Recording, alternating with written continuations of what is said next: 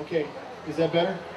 Okay, I'm not as concerned about you being able to hear what I have to say as I am about our next speaker.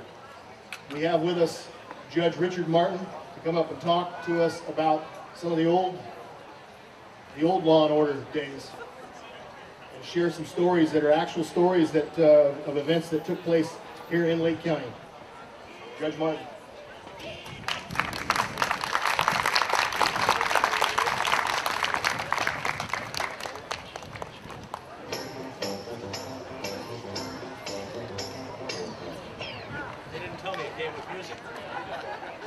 A few days ago, I was sitting around and gee, we're going to have this celebration on Friday and it's raining and it's freezing cold.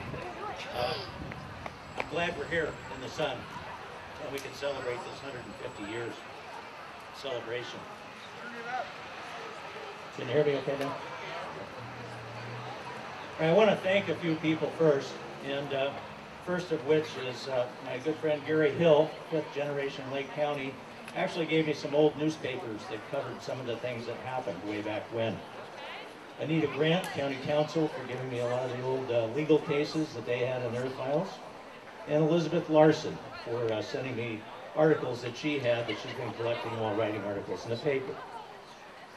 This building right here served as the seat of county government from 1871 until 1968, when it was replaced by the courthouse across the street. The Lake County Courthouse was the scene of many trials, including many water cases, which are still cited as authority in law. There were a variety of colorful characters who appeared in crimes that were decided right here in this courthouse. The famous stage actress Lily Langtree obtained her divorce right here in this courthouse in 1897 before Judge Crump, who was a Civil War veteran, had been a captain in the Confederate Army. The Lake County Courthouse is more than 100 years old and was listed in the National Register of Historic Buildings in 1970. In 1861, the population of Lake County was only in the several hundreds. It was a frontier with newly established courts, which the governor just announced earlier. Today I'm going to talk about some of the stories and highlights that comprise our history in Lake County and those times and development since. Buck English. He was probably the most famous highwayman in Lake County. He terrorized the people of the Middletown area for about 20 years. His life of crime began at a very early age with petty theft and cattle rustling. In 1875, he robbed the Calistoga Lakeport stagecoach, and he robbed it again several times thereafter. He was sent to prison on 5 different occasions. He was sent to San Quentin, down in the Bay Area, because that's, as you know, an old prison. But the history about him said he was always very polite to the ladies on the stage when he held them up. And he knew all the stage drivers by name. Apparently they knew him by name also because he got caught 5 times and sent away. So, after serving 17 years of a life sentence, he was released from prison in 1912, and he died of natural causes in Lake County about 3 years after that. Let's talk about Lindsey Carson. He hunted and trapped with the famous Kit Carson, who was his brother, in 1842. He came to California with Colonel John Fremont in 1845, and sometime after 1865, he settled in Big Valley, where he bought a large ranch. He was involved in a gunfight in 1868 with William Daly, who tried to take a 30-acre parcel of land owned by Carson, and he threatened to kill Carson if he entered on those lands and wouldn't stay off it. So Carson and 5 or 6 others went out. They said, well, we'll build a picket fence around this 30 acres so he won't come back and bother us. And Carson was about 100 yards from the other 5 or 6 men that were helping him. And along came Daly, screaming, yelling, threatening Carson, cussing fiercely. And as he walked up to Carson, he got about 30 yards away from him and told him he was going to kill him. He reached under his coat as if to grab his gun, and Carson pulled up his shotgun and shot him. When he shot him, he didn't fall over, so he shot him again, but he was still reaching for the gun. At that point, Daly fell down, and he was done for. Carson had a preliminary hearing before Justice Allen of Big Valley Township. The judge dismissed the charges after hearing all of the evidence. The Lower Lake Jail. Most of you probably driven by that. It's right by Highway 29 and Main Street in Lower Lake. Small little stone structure. At the time it was built, which was 1876, there were a lot of mines going in Lake County. The population was growing and they were having problems associated with mining towns, so they decided that they needed to build a jail. So that jail was built. It's the smallest jail in the United States. John and Theodore Copsey, an old Lake County name, they helped to build it from local materials. After completion, they decided to go down to the saloon and celebrate their new work. Well, they celebrated so much that they got really, really drunk and they got very rowdy, and they were the first customers to stay in that jail. What the sheriff didn't know was that they hadn't fastened the roof down yet. So they were both pretty good-sized men, and they lifted up the roof of the jail and made their escape, and they weren't caught. And later, I'll give you the rest of the story.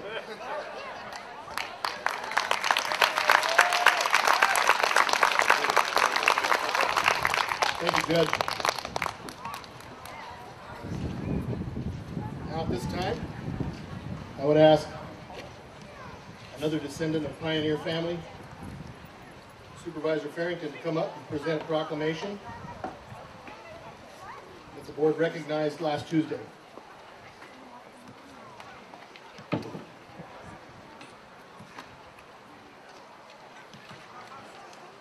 Supervisor Brown is usually a jokester, and of course he put in a public works proclamation that I was supposed to read here, it looks like, but wasn't going to fall for that, even though I fall for quite a number of his shenanigans.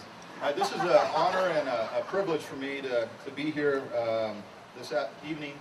I thank everybody that organized this event and everybody that is participating in this event, and each and every one of you that are here this evening to honor our history and our heritage of this county. Supervisor Brown had indicated and shared with you at the time the country was torn, and it was a tumultuous time during the Civil War when Lake County was founded and seceded from Napa. It was also at that time where my great-great-grandfather, George Major Hanson, who was in Illinois and Springfield, employed many years prior to what would become President Abraham Lincoln. He employed Abraham Lincoln in the mercantile business and later served in the state legislature as a Senate, as a state senator, while Abraham Lincoln was in the assembly side. During that time, my great-grandfather migrated, and I can only wonder, besides gold and what other fortunes he sought. He led his family, my ancestors here, to Yuba County, where he was one of the first architects of one of the major bridges that crossed the Yuba River. Then later migrated to Lake County, Yuba County in 1849, I believe it was. And then our roots were set from that point forward. It was kind of interesting going to college. I ended up rooming with somebody that is a direct descendant of Abraham Lincoln, so it kind of went full circle. This last week, the board had passed a proclamation commemorating the Sesquicentennial of the establishment of Lake as a California county, and it is a privilege and honor for me to read this proclamation. The proclamation reads as follows. Whereas on May 20th, 1861, the state of California enacted legislation to establish Lake County as an official California county by defining its boundaries and providing for the necessary organization of officers, duties, and elections.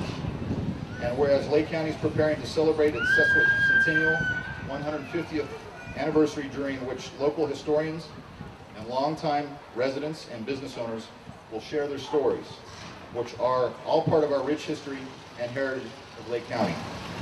Whereas Lake County has attracted many, both as a place to vacation and as a place to live, and has grown steadily over these last 150 years while maintaining its rural character, its agricultural heritage, small town charm, and strong sense of community. And whereas the County of Lake has been a community for 150 years, we'll hold a commemorative celebration on this day, May 20th, 2011, to mark this anniversary, which will continue to be celebrated at subsequent community festivities and events throughout the year. Whereas the citizens of Lake County and visitors to the area are invited to participate in the related events of the Sesquicentennial year and all the celebrations. Now, therefore, be it proclaimed, the citizens of Lake County and visitors to the area are invited to participate in the related events throughout this year. The Lake County urges its citizens to plan and participate in these events associated with this anniversary. It's passed and adopted the 17th day, May 2011. This concludes this proclamation. Thank you.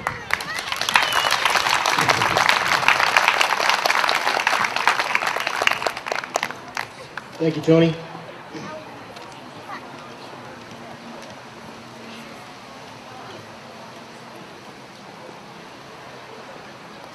I forgot to mention the historic tour has begun, it looks like. So anybody that wants to join them on that, now would be the time to do that.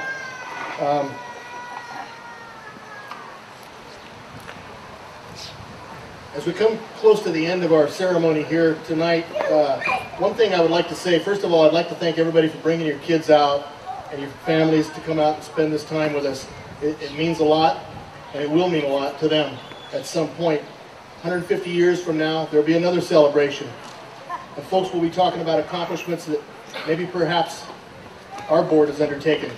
The purchasing of Mount Kanakai, things like that that are important to us now, but that will be very important future generations 150 years from now. With that in mind, other things, as we heard Judge Martin talk about and describe stories of law and order 150 years ago, in 150 years they will be talking about men like Judge Martin and the way that he served us as a justice and the cases that he prosecuted as a member of the district attorney's office. And as he comes up, I would like to thank him personally for the job that he does as a judge to make sure that we're all protected here in Lake County along with the other law enforcement officers in Lake County. Thank you.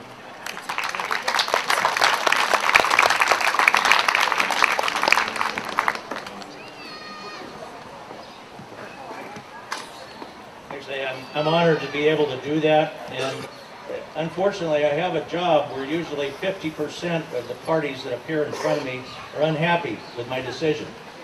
And sometimes it's both sides, but that's the way that the system works, and I try to do the best that I can. I want to say a couple other thank yous also, and that is to Deborah Summerfield, Rob Brown, and all the others who put together this event.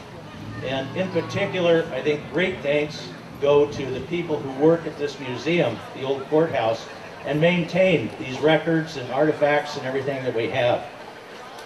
Those are not people that are making a whole lot of money to do their job. Most of them are all volunteering, and they do a terrific job in maintaining our history. And we owe them a debt of gratitude.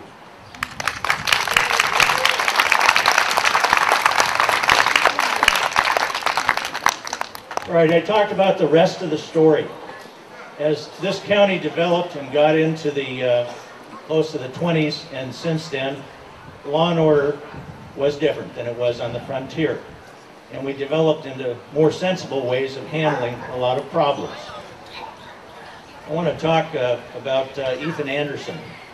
It's a Supreme Court case that was reviewed by the Supreme Court, and that happened right here in the Lake County Courthouse, and it established the voting rights for all California Native Americans. In 1915, Ethan Anderson, who was a Native American Pomo, tried to register to vote in Lake County with the county clerk who was in this building. And he was refused an application. So after many local meetings and fundraisers for the money to take his case to court, he did. And in 1917, he won his right to vote, and thereby obtained voting rights for all Native Americans in the state who did not live on large reservations. It's 1917. In 1924, the U.S. Congress finally voted to allow all Native Americans the right to vote. But that started right here in Lake County first.